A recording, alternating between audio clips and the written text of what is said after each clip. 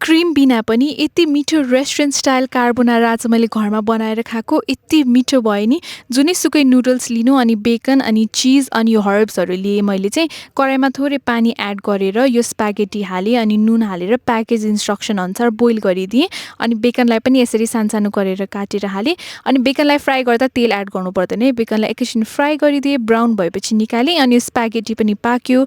अब चाहिँ मैले यहाँ 3 वटा अन्डा लिएको छु है। 3टा अन्डामा चाहिँ यो कार्बोनारा बनाउँदाखेरि 2टा यल्क अनि एउटा अन्डा चाहिँ एड गरिदिने अनि यसमा टन्नै चिज एड गरिदिने आफूलाई कति मनपर्छ अनि मजाले मिक्स गरिदिने यो सबैलाई।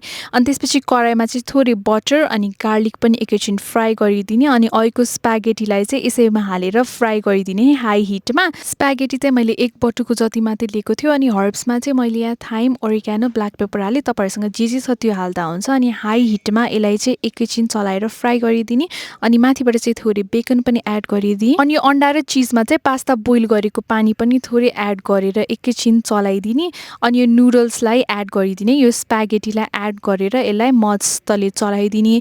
माथिबाट थोरै बेकन पनि एड गरेँ अनि क्रिम बिना पनि यो स्पागेटी कार्बोनारा त यति मिठो बनेको थियो नि। यो न्यु इयरको लागि न्यू रेसिपी तपाईँहरूले पनि ट्राई गर्नुहोला। क्रिम पनि चाहिँदैन, टेस्टमा पनि मिठो। सो यो रेसिपी ट्राई गर्नुहोला र फलो फर मोर रेसिपिज।